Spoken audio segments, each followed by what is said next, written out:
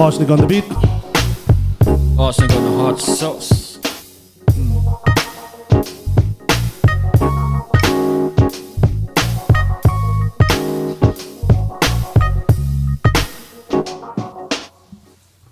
The Babbling Heads podcast. Yo, what's up? This is the Babbling Heads podcast. This is the base 1 and 7. I'm Dj Fingaz. JoeZone. Charlie X2C. Webster.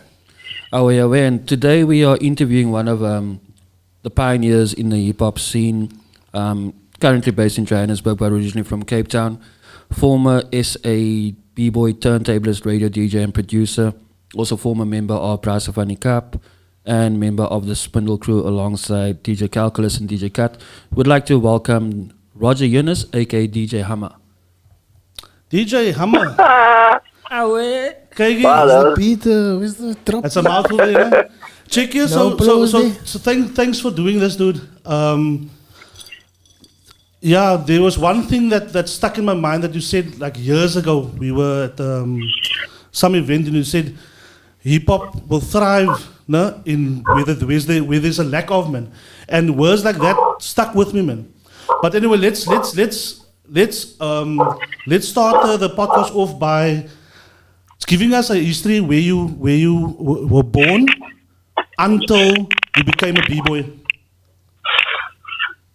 Okay, let me just move to where there's light so you guys can see me. Oh, yeah. We sien die ou is 'n bietjie donker ja. Nantal's a bit out of breath as you asking that question over there. I had to run to set up the stuff. No worries, man. No worries. Good question though. I was born in Alpha River, raised in Mitchell's Plain, and I moved to the city. Later, I was a b-boy first, and then beatbox and rap, and then I became a DJ. But I always wanted to be a DJ first. I just could never afford decks and stuff like that. So I did all the other stuff as just like a stepping stone to get me to where I wanted to be. Okay, cool. Okay. I never really... Like I said, I never really liked the rap side of things. I love rap from people who can actually do it. Yeah. But for myself, as a guy who like used to rap in Brasa Van die Kaap, I never used to like it. So tell me, it wasn't my thing. How did you start with a group? Hoe die hele groep gestart? Oh, Brasa. I remember D called me up one day. Like I was in Greenpoint with my bra H-Bomb. We were in a group called Darker Shades of Funk. It was me, Mischief, Chiku, H-Bomb, and Shlumelo Biko. And D called me up and he said like, he wants to work on a project when he's back from England. And I was like, okay, cool. And then when he got back, he called me. He said like, yo, you want to start this whole Afrikaans rap thing, and he wants me to be part of it. And I was like, okay, let's try it out. And then he said, like, Fat will also be involved and DJ E20 will be the DJ. And that's basically, like, the original members of Brasa Van die Kaap. I don't know. Like, a lot of people... I saw the Wikipedia page just same here, yeah. I saw the Brasa Van die Kaap Wiki page and I laughed. That shit is so wrong. Whoever wrote it was trying to put themselves up. But it's, like, such blatant bullshit. It was just self-glorification. Like, first of all, I don't know... This is not like to start beef or anything, but Azul was not part of Brasa Van die Kaap. I invited Azul into Brasa Van die Kaap when E20 couldn't DJ for us anymore because of his taxi business. I actually asked Big Dre to be part of Brasa Van die Kaap. So Big Dre went on a couple of tours with us, did a couple of gigs with us. But he was a very introverted type of guy, you know? And he was very nervous, didn't feel comfortable doing stuff with the crowd. So we invited Azul around 1998 or so. We invited Azul into the crew around about that. Anyway, I could be wrong with the dates, but yeah. So he became part of the crew. But the original members were myself and D, Mr. Fat, rest in peace, and DJ E20. Now, while we're on this topic, with the passing, the tragic passing of Mr. Fat, well, how did it affect the band itself, the business side of things, and the gelling of the band? And was that the point where it evolved to something else with other members as well? I left I left Brasavani Cup in 2001. In fact, there was a lot of stuff happening inside the band. Yeah, there was a lot of things that I wasn't happy with within the band.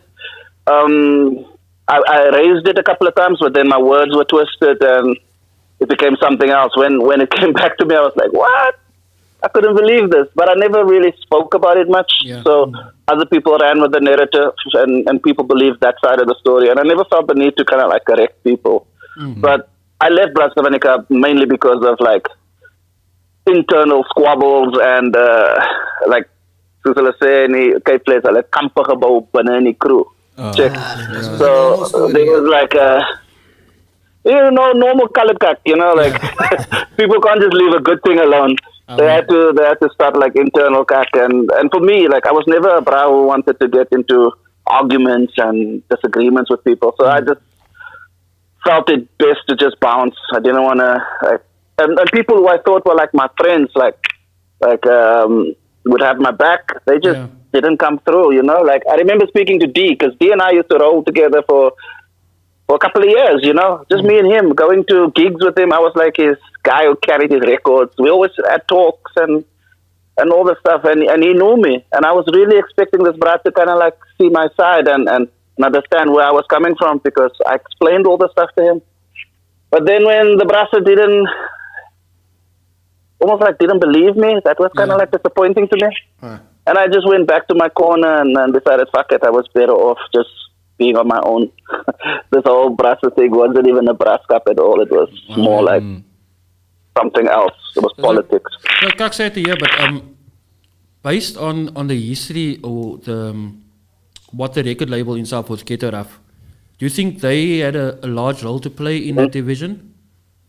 Because, I mean, I've seen it in groups after POC, after BVK, was AKA them. No. It's like things doesn't seem to last when it comes to Ghetto Rough.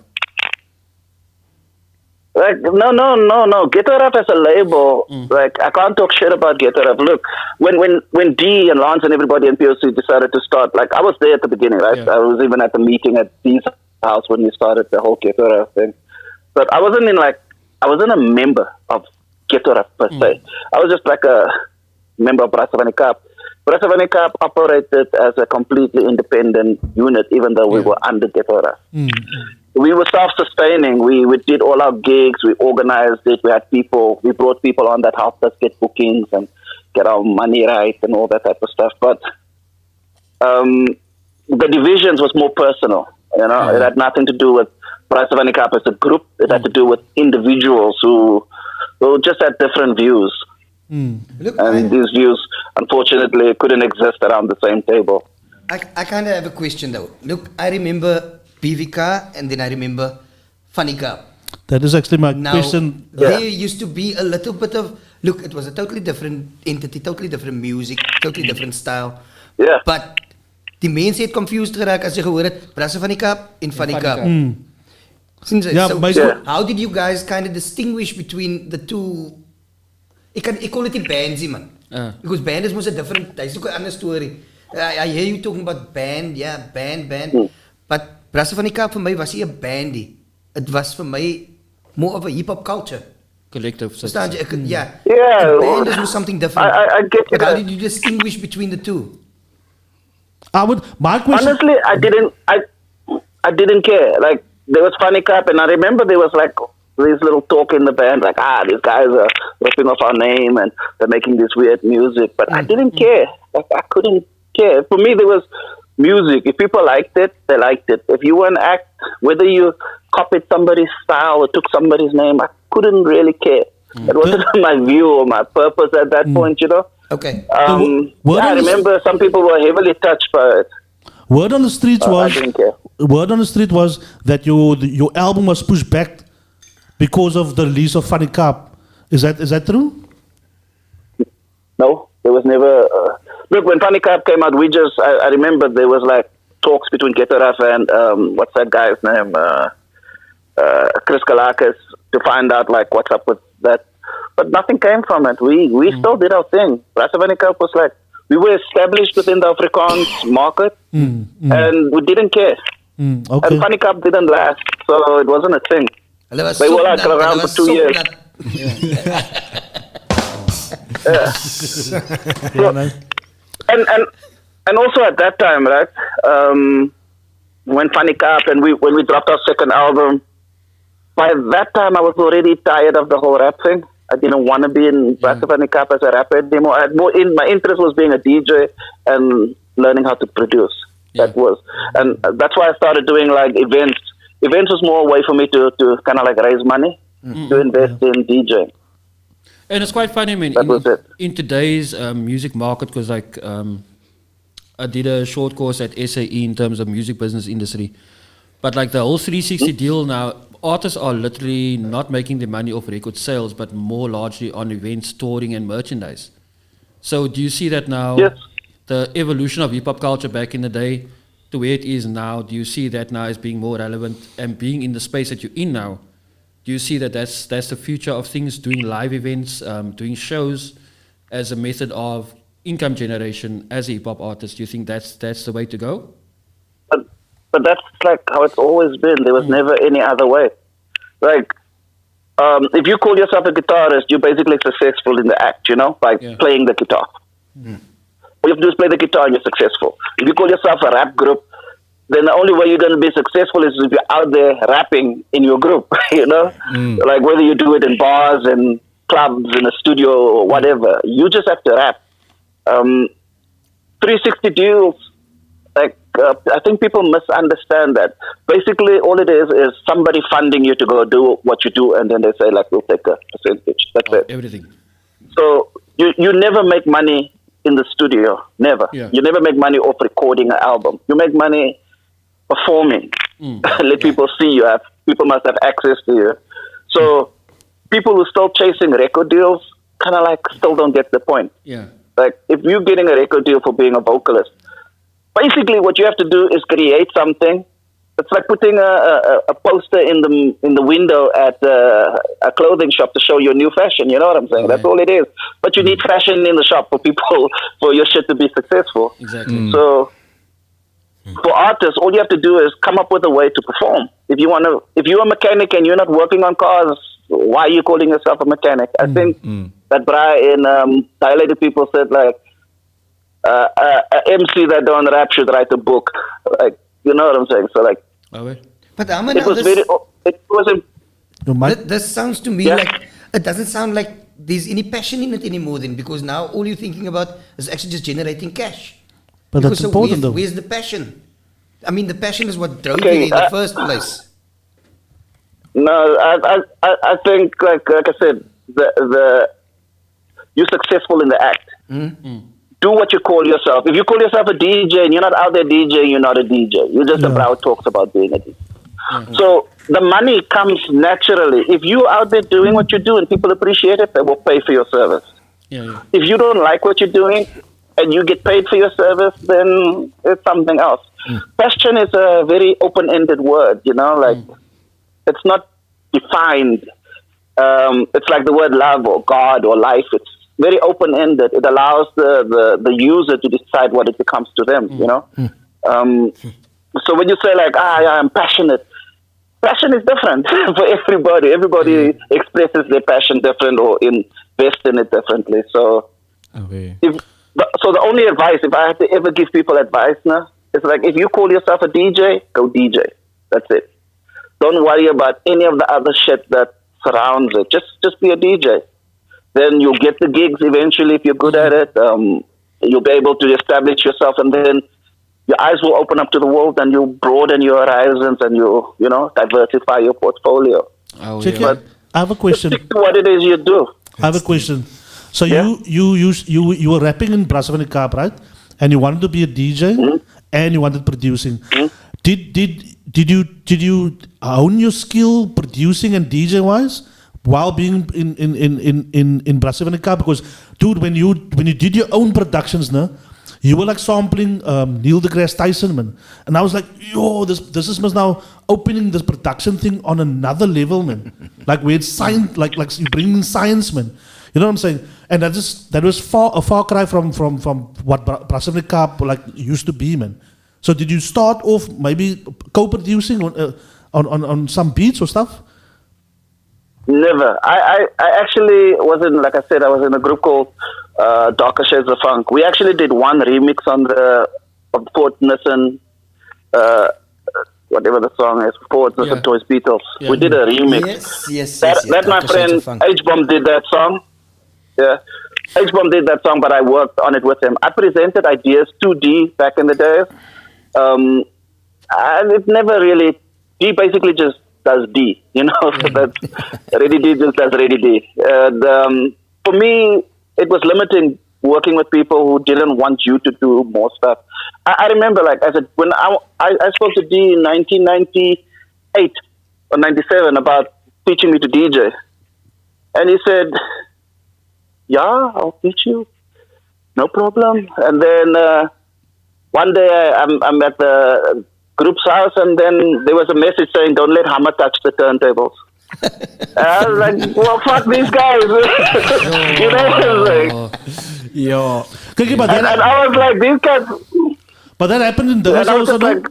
That happened in DJ Jazzy Jeff and Will Smith also. Because he actually wanted to touch the turntables also. So everybody tell him, dude, rather not, man. That Jazzy Jeff het maar gebruik.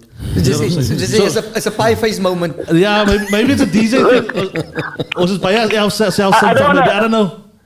I just want to make this clear. Like, none of these things I have, like, bad vibes about or animosity or whatever. For me, all it was a revelation that if you want to do stuff, just do it. Don't care what people say. I remember people saying, like, why is Hamma DJing? He's a rapper. And I had friends who came to me and said, like, Owen, sir, that was around me, said, like, don't work with Hamma because he's not a real DJ. Sure. I was like, what the fuck is a real DJ? Like, I like music. I've got decks. I'm fucking around with it. What is a real DJ? What does that mean? Why would you tell somebody something that's stupid, you know? Yeah. I also want to make it clear, I'm not really here to diss anybody, whatever, but... no, that's why I'm not mentioning names, because it's not about the people. I'm not trying to...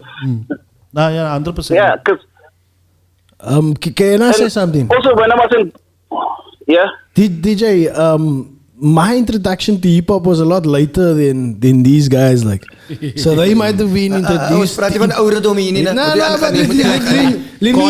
me just lay my side of it down. So my introduction to hip hop was a lot later than these guys. And when I was first introduced to hip hop, it was actually through you. You might not know that. We used to go to this club over this. Yeah. Listen, so you were the conduit. You were the conduit, yeah. Listen to it. So we used to go to this club called, me and my friends, we used to go to this club. It was in 2001, actually. It was a club called The Lounge. You're talking about The Lounge. That's the place. I ran a night there. Yeah. So we went there on a Friday night and we used to get blazed up and we used to listen to hip hop. And you were the DJ there, like. So when you say that you were not allowed to touch the turntables, a little bit weird for me. Like, but can you tell us a little bit about that gig? Like, since you obviously from your move from MCing to DJing, was that the starting block of you becoming a DJ, or can you tell us about that event? Let me just open you guys up on something. So, like with rap, right? The reason why I didn't like rap is because most of the people that I know as rappers didn't live by the words they were speaking. Like, there was a lot of cats like with Nation of Islam doing this whole pro-black, 5% a nation, whatever that shit, you know, all this religious stuff that motivated them. But I was never religious. I'm an atheist. So none of that stuff, like, I didn't feel cool saying certain things, even though I thought about it, but I never had clear thoughts on it. So as a rapper, I never felt comfortable speaking because I felt like, let's say we do a conscious track, I don't 100% agree with everything that's on the song, so why should I put myself in that box, you know? DJing for me was very abstract. I could play songs and make music, and then people could fill in the blanks themselves, you know? It was easier for me like that. Wow, I love this. Even when I was like in Brassavani Cup, I never liked to do interviews. I almost never showed up for interviews. I think like in my whole career in Brassavani Cup, I did like 5 interviews. Sure. You know, in the beginning I sat in while Fat and D did all the talking, and I would just give like an ad lib every now and then. But for me, I just didn't feel comfortable because I knew I was still like going through a lot of shit, you know. So what did I know? To each his own, sir. To each his own, I think. You know, if you are good at that sort of doing, like I know Shaquille is good at doing whatever he does. Masturbating. Edmund. You know, And masturbating. okay. Well, we don't want to go there. Word him, man, yeah. Then we've got Fingaz over there that he knows how to play with the decks. I mean, with the turntables. You know, so that's the type of thing. That's the type of thing that you leave to him, man. Verstaan jy? Ek is weer ene. Ek sal hier sit en vir jou dop hou. So daai vir my is my werk. So to each his own, like I say, and you found your niche. I would say, like, yes, you're right, but also on my particular experience, I just didn't feel like, it's not like I didn't want to speak, I just didn't feel like I was in a position of authority to speak at that point. Like, you need to be clear on, because your words have consequences, you know? So, when guys were speaking about like community development and support and blah, blah, blah. Meanwhile, I'm sitting there in the interview thinking, but I watched you guys, or I watched other people talk about other people or pushing other people down. Like, so now you're speaking community development or peace, love, unity and whatever, you know. And I'm not speaking about Brassavadikap. I'm speaking about like when I was in these talks and like, I just didn't feel like I was in a position to say much. Every time I would try and say something, I felt like it came out wrong, and I was always like stuck upset with myself for opening up my mouth. DJing, when I bought my first decks, right after my first big party, I saved some money and I bought turntables. The minute I had decks, I didn't leave my bedroom. I stayed there. I was happy there, and also there was a reason for all this, and we're gonna go a little deep now because I suffered from social anxiety disorder since I was a kid, right? Which made it very difficult for me to be amongst a lot of people or people that I didn't know. I struggled to connect with people because I had my own thoughts, I had my own ideas, and my upbringing made it very difficult for me to connect with people. So the few friends I had, I kept them close. Everybody else were like always at arm's length. Rap, when Brassavani Cup came about, it a little attention. I discovered a little bit of popularity, you know. So now all of a sudden people were like, there's Hamma, this, what. And I wasn't comfortable with being known, to put it like that. So. Okay, your audio just cut out. What DJ, but still have a comfortable. Sorry, is it back? Yeah, it's back. You're back. Hello. It's back now. Okay. So what DJ allowed me to do was like to keep a comfortable distance between me and the crowd. You know, the DJ box separated you from the crowd. So I was in a club with a fuckload of people, but I never connected with the crowd outside of the music. When I was done with my sets or my parties, I would pack up and go home. I wasn't trying to be social and being the superstar or whatever. It was just easier for me to do that. And with Brassavani Cup, my social anxiety kind of like got the better of me, and it made me really not appreciate being out there. I didn't like performing. I didn't like being at all these gigs. You would have never said that. And all I wanted to do was just be home. It's true, dude, because I remember the conversation we had I spoke earlier about it, the Civic in Grassy Park. Okay. And you would never say that you had an anxiety, dude. Nah, you'd never say you that, did honestly. very well, eh? And I think this is what music also brings up in all of our lives. I think we can say, look, whatever situation you are in, whatever you're going through, music has a way of kind of just taking you away from that, even if for just a second, even just for a moment. And I think that's what kind of brought you to the point that you are at right now. Like I'm seeing you sitting in a studio, which means that you feel comfortable there. Is that true? Yeah, I'm comfortable. If like I'm cool with anything that's not a team sport where I have to like work with a lot of people. So if it's just me and one or two people that I can collaborate with, then I'm happy. So you'd have too many people right now. I think it would have been okay, but it wouldn't have been preferred. I have a question though. So with Bivikana, do you think that you would release like another song or something? With Brasa? Yeah. There's no Brassavani Cup. I know, but I mean, like as a reunion thing, do you No, but he think? left it already, man. He left Brazzaville Cup already. Yeah, I know. Funny Cup, it known it like I think it's a week or two ago. I'm Oh, not will sure. They released the song again. En het was dope geweest oor die melk en goed is man. Sy weet die boeke tyd en hy goed man. So I'm thinking maybe gaat die groep weer by mekaar kom en miskien nou net so een numbertjie maak vir old times sake. As hy miskien 'n possibility Nah, never. Nope.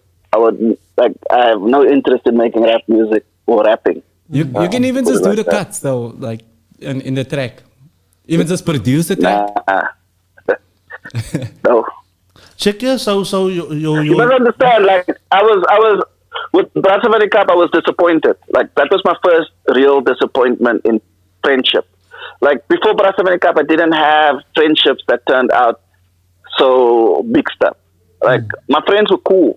The only way my friendships ended back then was when people died in the ghetto. Like, almost all my homies that I was friends with died. Because they stayed in the ghetto. They were killed. Hamma, Gangsterism. can I ask you, the DJ Yeah. scene, so you moved to Joburg, right? Are you, do you feel that thing is a Cape Town DJ, Cape Town hip hop scene that you are kind of also done with? That's why you moved to Joburg? No.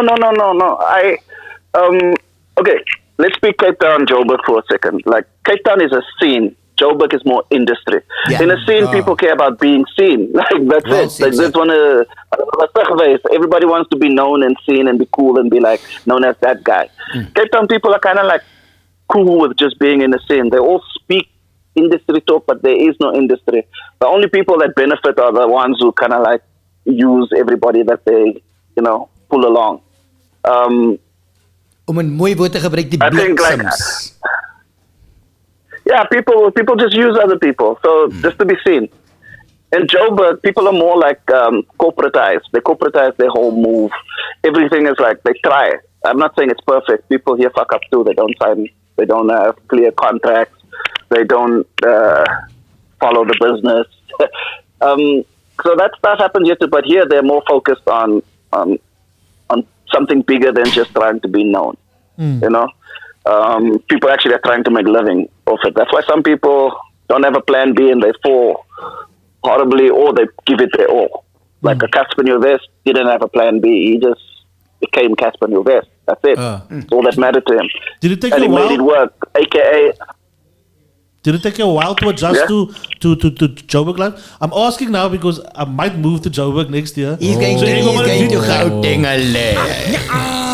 Wat die man? So I'm just asking here because I probably will have to adapt to Joburg life one someday, Joburg life is easy. It's not a thing. People here just do for self. Hamma. How long are you there now?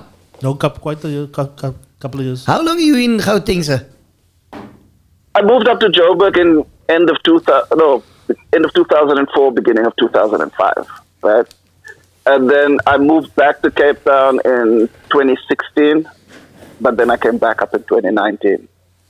Okay, so you've kind of gotten used to this whole Gauteng vibe because, like I was saying to the guys earlier, I don't see myself there for more than like 2 weeks at a time.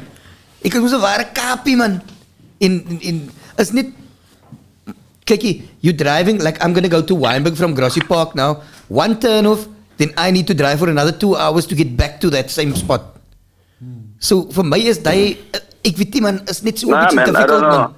I don't know what you're talking about. Okay, The just thing go is, on Cape William Town is- Nickel and you get anywhere. Of on Deckers, then you get anywhere. Look, you better understand, like, Cape Town is central, as like a central spot. Like, the city is like the center for people, In Cape Town, you can walk around and bump into people.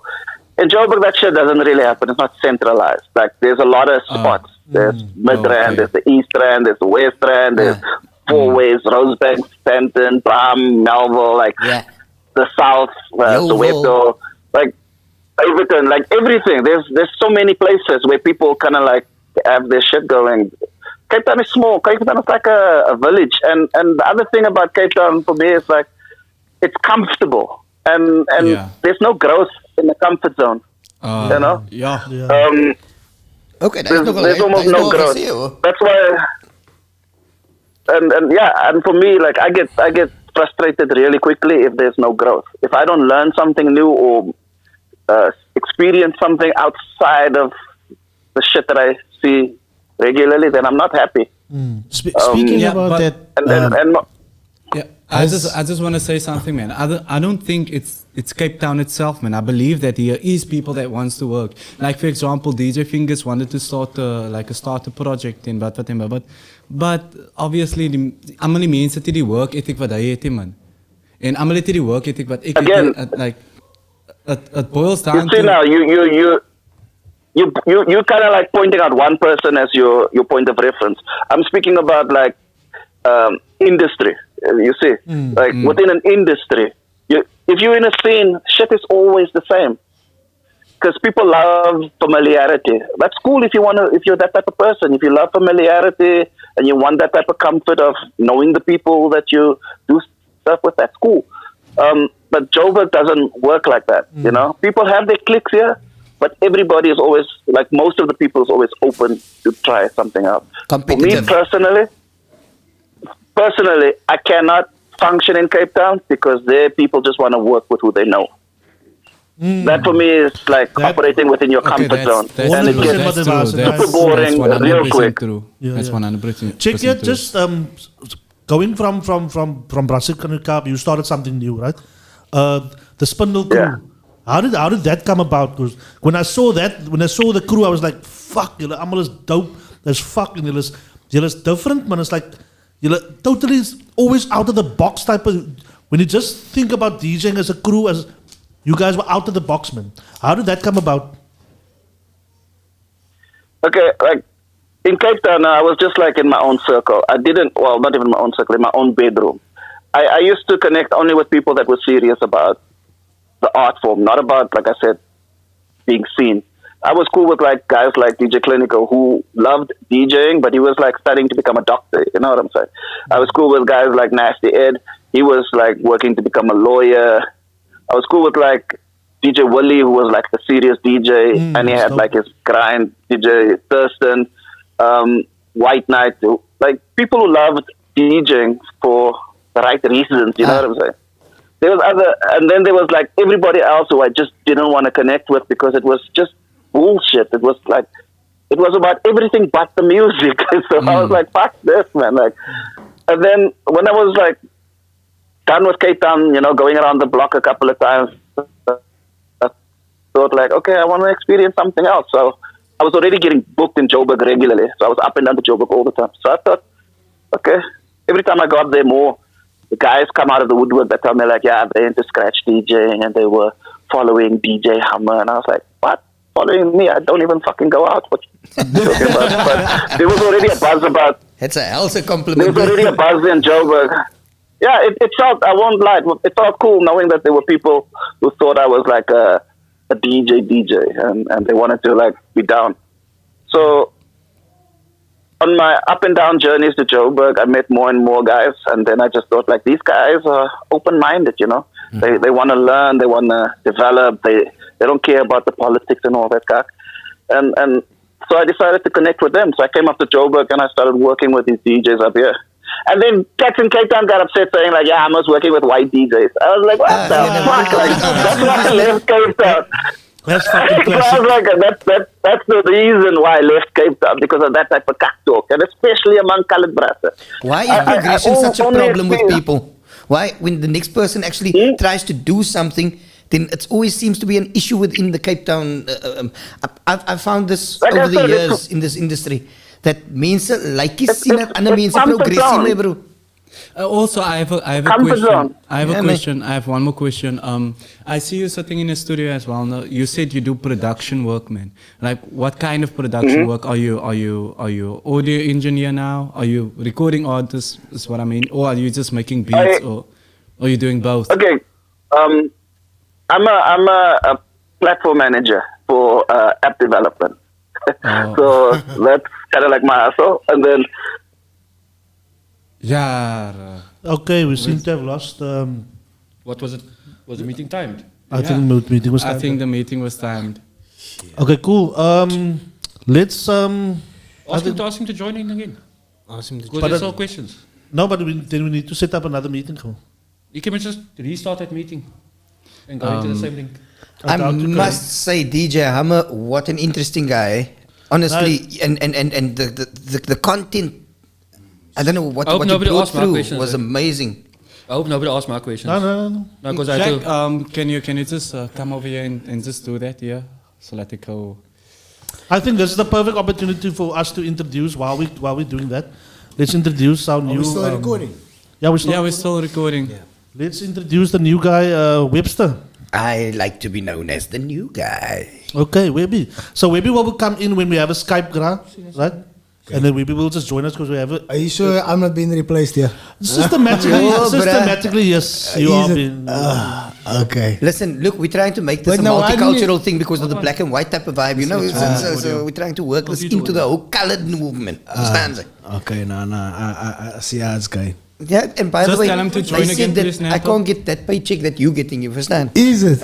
Are you coming at a cheaper rate? Nah, I got to stick to the big dollars, you know. Can you just rejoin there on your phone? Okay.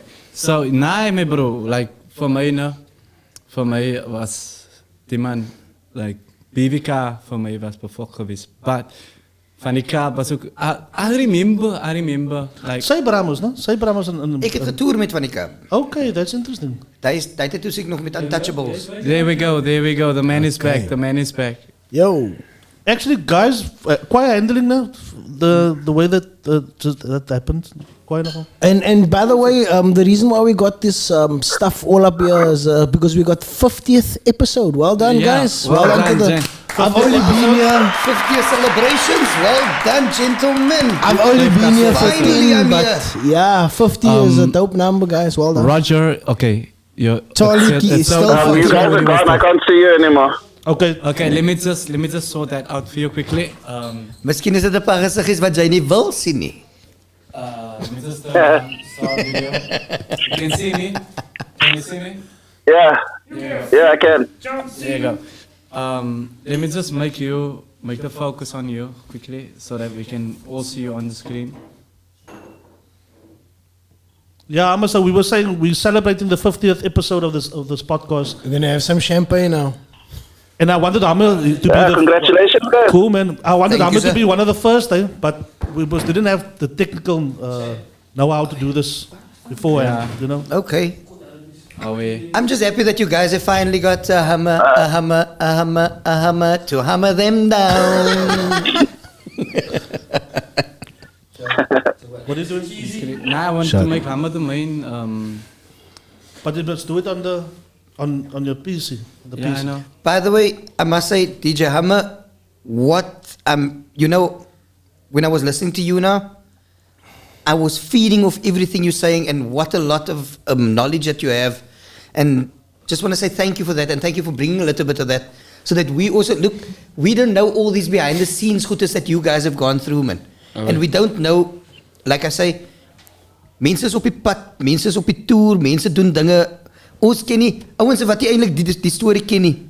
Hulle weet nie van dit nie. So thank you for bringing that out and letting the mense at least know a little bit about Yeah, it. but I just want to make it clear, like, the only reason these type of things happen is because when you start out in your music career, you're usually still a light team, man. You know, like the human brain goes through like cycles of development. You know, you get your baby's brain is just crazy trying to form, connections. That's why kids can't remember shit when they were young. Then you have your toddler, your teenager, your adolescent. So like we were adolescents when we were in the game. And that's the first time in your life when you start connecting with a part of your brain that's like like trying to make executive decisions based on the emotions it experience, you know? And you only develop your adult brain when you hit like your 30s. So when we were like in our 20s and stuff and doing this cut, we were still full of emotion, you know, like we didn't make proper decisions. So these things are normal happening when you are lighter. You're still driven by your emotions because your whole teenage life is just basically emotions, you know, running away. I think also that's And then you get to... Sorry, man. And that's why we struggled. We struggled because we didn't have that we didn't have people around us that could guide us and keep us in our place and I agree with you there. and stuff. We just try to figure stuff out ourselves. So that's why there's no animosity between me and like the other guys, you know. Like these things happen because it happened. We just weren't prepared to manage it properly. Like you must remember, at that time I started, like for instance, Boogie Down Nights, and I was running parties, and I did the Word Life parties, I did the Up Jump the Boogie parties. So I was always trying to make money off it, man. You know, because I needed to live. But I realized that people around me weren't ready to see another nigga make money. So it was just childish cock, you know, that we fell prey to. But at the end of the day, it's called trial and error, brother. It's trial and error at the end of the day. But jy leer jou mistakes, verstaan? Okay, no, baie van hulle leer nie by hulle mistakes nie, some people don't learn from the mistakes, but so with music, like me as a DJ. So you mentioned all the things that you've done. You haven't. You didn't mention your work on Bush Radio. Do you ever think you'll do that again? Presenting and maybe even podcasting? No, I don't have much of an interest in that. Like I said, for me, words matter. So the only time I'll speak openly is when I am clear about what it is I want to say and how I want to say it. Yeah. That for me is very important. But julle honesty, man, terwyl julle gerecord het, né? Die radio show gedoen het, die Headwarmer show. I think that was part of the inspiration for this also, man. That's just brassa wat praat oor the feelings, and obviously julle het music ook gespeel, man. But the work it was definitely honest, because you must understand, at that point we thought we knew it all. We thought we were smart. Like I said, it was emotionally driven. I remember like one specific day, like Shamil Adams and Shaheen was there, Big Dre was there, my friend Chico was also there. They were speaking about religion and the Nation of Islam and all sorts of stuff, and Brian X and Public Enemy. The conversation was deep, and here I'm sitting completely feeling like out of place because I just didn't believe. I wanted to believe in a God. I just didn't believe in any of that stuff. I never believed in like black power and white this and white that. I believe that it was ideologies that people kind of like subscribe to, but it was stuff that I didn't care about. And it wasn't of interest to me. Like for me, the world was full of mysteries, and instead of like focusing on all the stuff that people say they think about or they feel about, I didn't care much for that. So what you'll find is in most conversations that you have, right? Like let's say you guys are discussing politics or religion or sex or whatever. You'll find most of the time that people don't speak on the same wavelength. Some people are pushing emotions, so that it's more like an emotional driven conversation, and other people speak data, statistically driven conversation. These two things will never meet. They will never meet, no matter how much you speak, no matter how concise you are with your words and like your explanations, you will never meet. If emotion and data just never find that makes a lot of sense. Common ground. A lot of sense. In a conversation that does. So some people will always say like, yeah, but I feel this and this is how I feel, you know, and I think this, and like data doesn't care about what you think, and data doesn't care about how you feel. Data is just that. It's observation documented, you know, and measured, and then you as a person who engages with that decide what it is to you. So most of the time I was more interested in the truth. I was more data driven. I was not such an emotional person. I didn't care about what people think or feel. Or like to say not care is too harsh, but I wasn't that interested in people's emotional opinions, you know. And when it comes to like, for instance, religion, and this is no disrespect to anybody who believes in a God, I just didn't care. I was cool with you believing it for yourself and you basing your life on it and using that as your rudder, you know, to guide you through this stormy life that we go through. But for me, I didn't care. For me, I wanted to know like what my observations were all about. I cared about the facts. And whenever people tell me like, yeah, I don't like this guy, and I don't feel like he's this, I couldn't care. Like my brain switches off. I'm like, this is not the type of conversation I could get involved in. And in hip hop, that's all you ever hear. Like in Cape Town, people always speak about how they feel. Yeah. Emotion, like it's the same as your brain. You got the limbic system, right, in your brain, and the purpose of the limbic system is to form new memories and to handle the emotions. You know, it's where it's your emotional center in your brain. Then you have like the prefrontal cortex. So you have these things called axioms that reach out to each other. It's almost like projections from your emotional side to your administrative side, and then you have axioms from your administrative side to your emotional side. And all they're trying to do is like try to make proper executive decisions. And for me, like I just needed clarity. I couldn't function if things were like murky. And with emotions, it's very, very, very murky. So I never deal with people's emotions. And a lot of people took offense to that because everybody wants their shit to be acknowledged, you know. Everybody feels like their opinion matters and their emotions should be considered and all that stuff. But unfortunately, the world doesn't play to any of our thinking and our emotions. Life just happens the way it happens. Yeah, no. So what was important to me was having the ability, right? Developing the faculty and the infrastructure in order to guide myself through life in a way that I don't fuck with other people's shit. That's about it. Do you think that based on this mentality and you've now progressed, but having started off as a b-boy as well, do you think a lot of the b-boys are stuck still within a battle mentality where they haven't progressed? It's like you can see b-boys like 20 years down the line still in the same structure, and the youngins coming up still have a b-boy, the battle mentality, but yet they haven't transcended into like starting to think about how to clinically work things out. That I wouldn't box it down to b-boys, right? Because it's a life thing, you know. Like in life, people still want their emotions to be considered. So they go through life pushing that first. Like let's say you felt good in your teens, or when you were in college, you felt like good because life was fun, it was happy, people considered you, you felt part of something.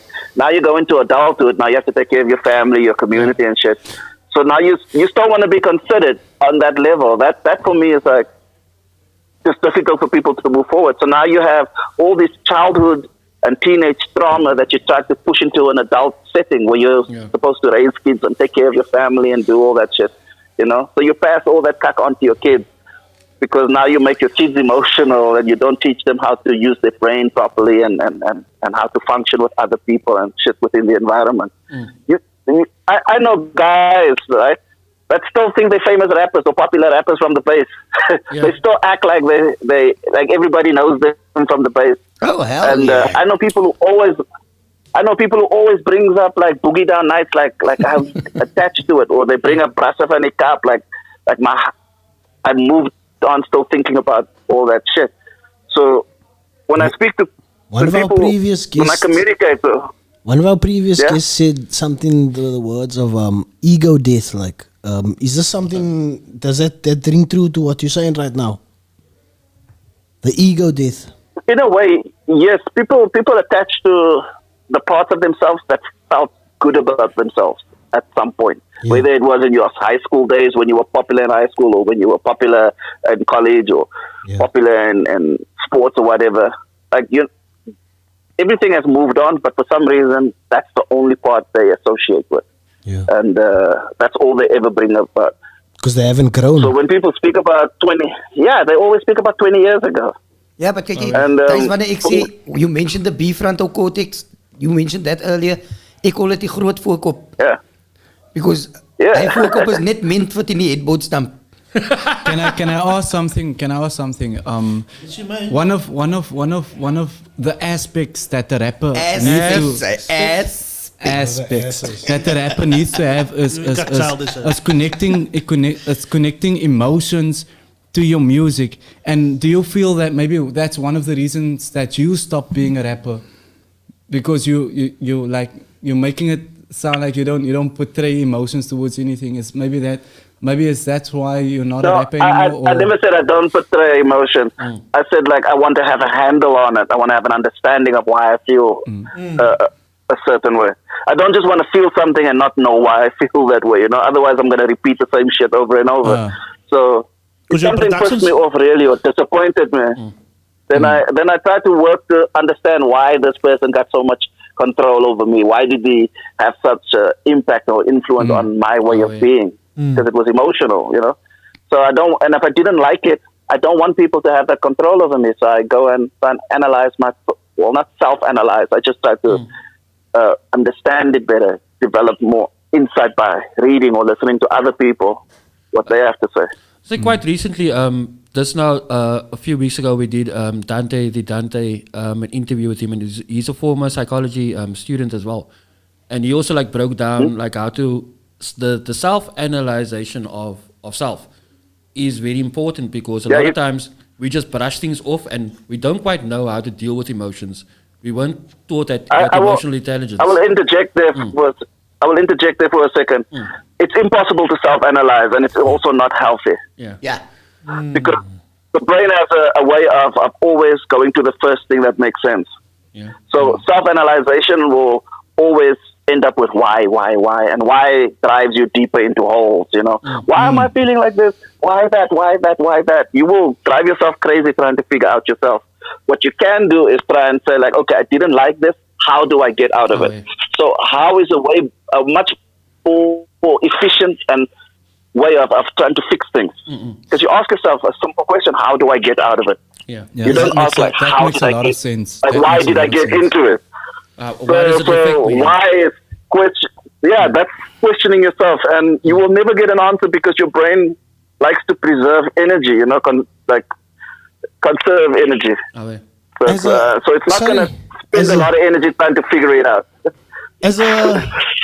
Sometimes when I dabble in a bit of stand-up comedy, and when we do this, we do what it's called introspection. So it is like looking inside yourself. Is that's a little bit similar to what you're talking about? Introspection and self-analyzation are two completely different things. Okay. I just want to understand that. Yeah, introspection is just opening yourself up and allowing yourself to look back on your own thoughts or look back on your own emotions. And what's the difference between the minute you ask yourself, what's the difference between the two? Self-analyzation is asking why. Okay. Introspection is the ability to be still and just look back on things. Right? Yes. Why you did a certain thing. And then self-analyzation is when you say why? Why did I feel like that? Okay. Why do I always get myself into this cut? That's two different things. Hamma, final thing I want to ask you, from my side. Look, we had a pre-conversation. The guys, obviously, mensen like om te chat, amper soos hulle in 'n hairdresser sit. So what we basically were doing is I asked a question, and I actually said something where there's a fine line with creatives. There's a fine line between insanity and creativity. What is your take on that? Insanity. That's a bit too deep for me. There's too many things connected to calling somebody. Jay is deep. Sy soos die bats. Ja. En as jy kan swem, is dit so diepie. No, but I mean, what's your take on that? Because look, I know of quite a few artists that have gone from the little where that they are. Kyk, jy sien die ou se production en sê jy, maar die ou, there's something wrong with this Brahmin. Hy's lekker nie. Hy's lekker nie. There's something not right with this dude. Let me kind of throw something out there, and throw it, maybe. You guys can tell me if it makes sense or not. Now imagine all of you guys, all of you guys are in a dark fucking place, it's fucking pitch black, and then all you have is your torches, right? So now you switch your torch on and you shine it on something, and your friend next to you switch his torch on and he shines it onto something, and you all only see what you're shining your light on. That's perception. Yeah. That's like how you view the world. No two people see the world the same because no two people have the ability to cast their attention on the same thing from the same point of view, right? And we all have a different upbringing. Yeah, you but- all are the sum total of your whole fucking life, your Yes. experiences. So how you interpret what it is you're focusing on is based on every single thing that happened to you from the day you were born to where you are now. Yes. Right? Dude, I really need to smoke your breakfast. For you to say, somebody is insane, for you to declare something insane is for you to say you understand somebody's can you path just that they repeat that walk their again? whole life, which is kind of like, for you to claim or to put somebody in a box that say like he's insane is for you to say you walk that nigga's whole life, bruh. And you like understand the sum total of his experiences. Oh, yeah. It's very I difficult for would me to go out there and call 500 somebody on miles. politics. No, So for real. That's actually the reason why I changed my name. all I have is my view. Yeah. And it's appreciated, by the way. There's Dope. they believe that like in the future that the study of the mind and people going insane is actually going to be like cruel because of what you just said, like it's because of our own perceptions. We all the And our sum lived of our experiences. own Oh, yeah. Yo, experiences. that's deep, bruh. So if you in the future, if you think about it, like one day we look back at mental illness and we might be thinking like, yo, we're actually treating these people wrong because that was just the sum of Exactly. their own perception. The native, the Indians, the Native Apache- Americans. Native Americans, them. They actually believe that they are Not special that other people. Like, Indian, no? They're not. There's nothing wrong with them. They can see realms that we can't, man. Obviously, it's not proven. So, but whatever. Right. But what I like about that point of view is like, hulle shanti vir hulle nie, man. But the Western world do nie, man. Okay, hulle is Western world. But kyk, Maar You know hy what sê I'm ding wat saying? uit 'n Yeah, pyp uitkom. see, it's from their perspective. It's from their perspective. You cannot see their perspective. Like exactly how You can't even I'm see just the saying. perspective of the person sitting next to you. Look, I can tell you like what a chocolate tastes like. I can sit next to you and eat out of the same bowl and eat the same biryani with you right there in the studio now. I got no So fucking like, idea what the biryani tastes like to you. I actually like the You know what fact I'm that saying? you call it Bruyani because I always called it Brother Yes now.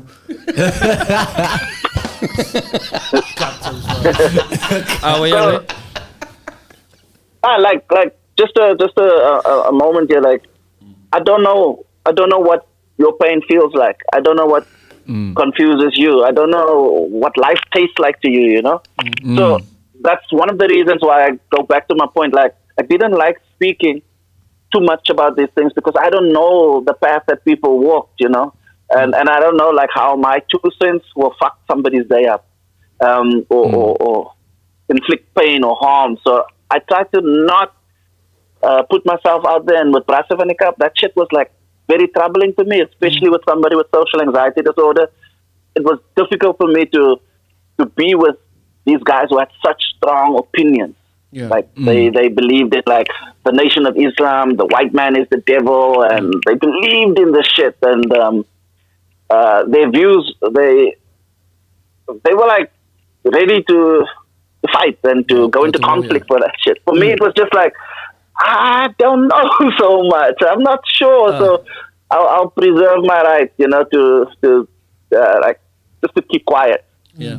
I think a lot When of it comes people to a lot of people have changed since then. Because I remember in the 90s, Aspire, like, we had to be like pro-black, whatever. Even on the podcast, dude, it can check it like arguments, dude, behind the scenes. Like, we can I just say? Can I say? Yeah. Yeah, you can say it, man. Say it. Like, Kiki, dude, we're not gonna have white. We're gonna have the odd white person on the podcast, and I was like, nah, man. But what if that bra has a point of view? Shaq that- has been a You know what I'm racist. saying? But he They're gonna understands my cancel point of him. view now, man. But I think at the norm in hip hop is just now we need to The TV just shut down by itself. But it's fine, it's still recording. Keep we going. need to just see other people's point of view, man, and not just give up not a platform, but like take in other people's point of view as well, not just the ones that you're comfortable with, man. I Like, agree with you, Nantal. if Malcolm X could change his perception, then why can't we? Maar hy is ook maar net 'n mens. everybody is different. Empathy is like the ability to kind of like put yourself in somebody else's else's shoes, position. yeah. You know, and say like, okay, I can kind of like feel what this bra's feeling. I can see where it's coming from. That's kind of like all that's required. You know, just for people to be tolerable, you have to just kind of like take a step back and say like, yes, can I feel what this bra's feeling? And it's got nothing to do with the person's skin color. It's got nothing to do with where they come from. It's got to do with your brain. Like, you are your brain, you know? Like, everything that you see, color, sound, smells, everything gets processed in your brain. And your brain puts it out there. So your brain is basically, like, forms under pressure, you know? And, like, DJ, and it's because of all that pressures that you faced and experienced through your whole life. How much is by deep? It's extremely deep, brother. DJ, I heard somebody say that. But Yara, can I just say something really? Can I just say something? So, so as I just heard somebody say like, and I heard you also say that you atheist, and I heard somebody I'd say you can be an atheist, but you must still live your life as if though there is a God. Like, so in that way, like live a good life. You know what I'm trying to say? No, but, like, be good but to morality doesn't belong to religion. You can be an atheist and still have morality for your next person. Compassion and and all those things that you was. Not that I'm saying that I'm an atheist, but I still question a lot of things that doesn't make sense to me in the Bible and stuff like that. But that question where morality, religion owns morality, I don't believe in that. Yeah, but look, there's a difference between doubt and questioning. Let him speak. I will try and say it like, I will try and say that even atheism is like a kind of like a strong term, and I just use it because it's easier, I guess. Yeah. But I know that I'm in the place that I'm in, I don't know enough to say that there is no God, right? But I do know enough from the place that I'm in to say that the God that most people believe in, I don't think exists. You know what I'm saying? Yeah, because that's all built on indoctrination at the end of the day. That's all indoctrination. Yeah, and like Nathan just said, he just said that morality is not like in the domain of any fucking belief system. You know, it's something that it's a moral standpoint. That it's something personal to you. You decide. Like nobody owns it. The church tried to own it back in the days, but we all know like how that turned out. So just try and put yourself in the shoes of somebody else before you say something next time. You know, before you do something. Wouldn't we live in a perfect world then? In nature, you see passion, man. You can see another animal being compassionate to another animal. You know what I'm saying? So there's no religion there. So that's what I'm saying. Yeah, but who says so that? When all animals actually, you'll see in the morning when you go into the farms and stuff like that, you will actually see the animals when the sun comes up, they're actually looking at the sun. They're focusing on that side. Not the pig. So when as the sun moves across, you will see how they actually move into that direction. So couldn't that also be regarded as something but deeper than? That's natural. That's like natural. That's instinct. That was the first thing that was worshipped. That wasn't religion. Was the sun. There we That's go. how Christianity was born out of the And sun. hence I prove my point. Can I just get a little drum roll there, please, sir? Thank you. There's can I say something? Like everything, and this is just like science, something that you can observe. Everything in life that we look at, whether it's on this planet or out there, the only purpose that they seem to have is to absorb energy, evolve to absorb more energy. That's it. Like even humans, even our civilization is dependent on how much energy we consume. Our advancement in life, where we are now with technology, was based on how much energy we can consume. That's why people are trying to look for alternative energy sources, like say working on nuclear fission and all sorts of ways to kind of like generate more energy, because humans are just like cells in a fucking leaf, you know. The only thing is like, photosynthesis. Protoplasma and photosynthesis, yeah. I'm going to call you DJ Scuba from now onwards, but just deep, my bro. Scuba diving. It's not deep. It's just like we tend to like, and no disrespect to you as a comedian, right? But you have the right to make fun of whatever the fuck you want to make fun of. Drum roll.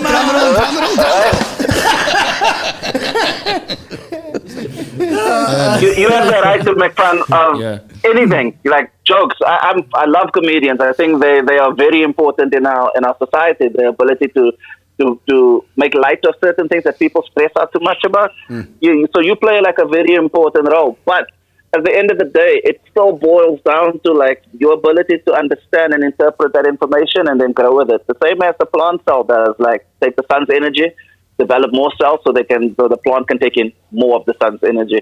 Oh, yeah. You know, we develop from single cell organisms, multi-cell organisms.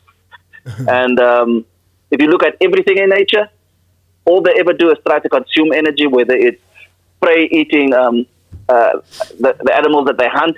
It's to get the energy from them so they can evolve to become stronger and then take on And to more. reproduce. DJ, I think you're getting the comedian Yeah, and the singer mixed up here, but anyway. No, but check your Hamma, and I thank you okay, for. sorry. No worries. Oh, stop Thank, it, I thank like you thank you for the very insightful conversation. From a no. Go for it. No, go, Pratt. Go for it.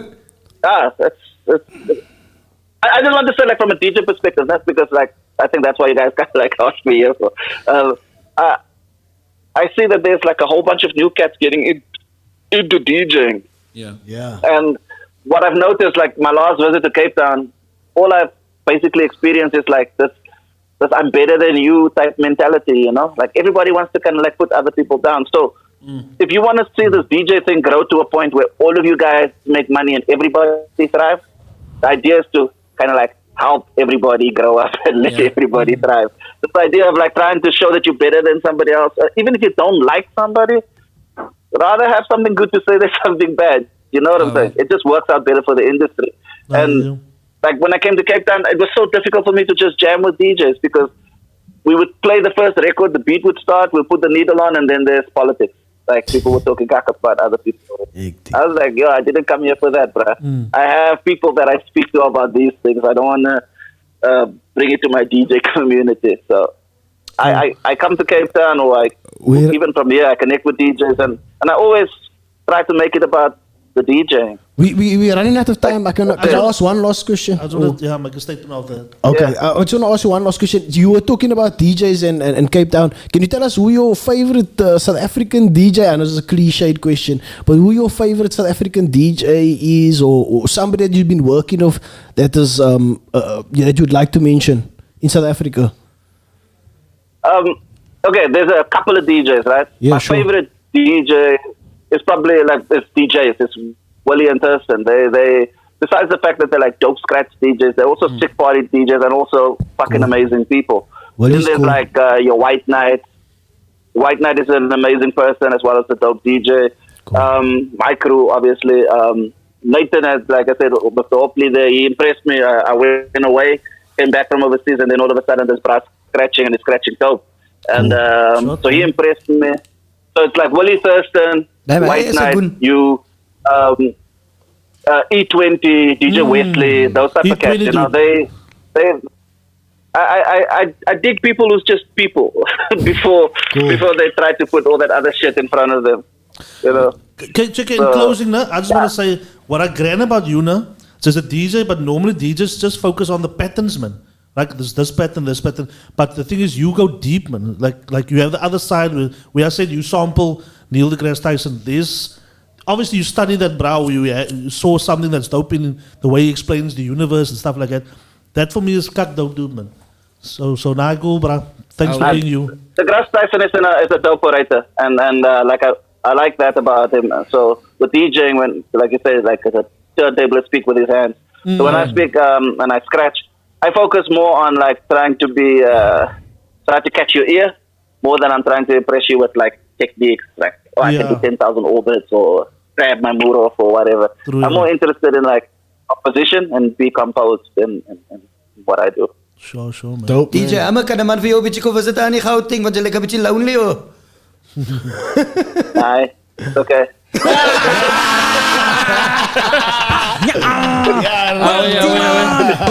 Hoe lyk dit met die comedians aan die ander kant?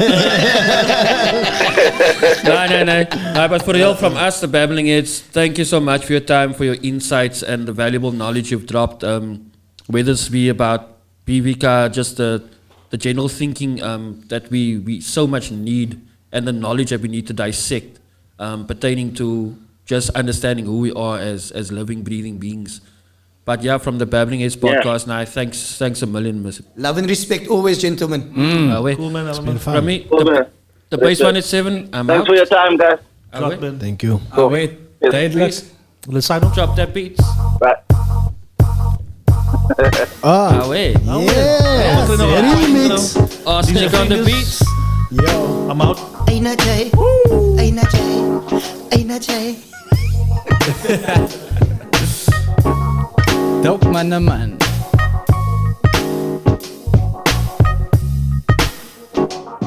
The Babbling Heads podcast.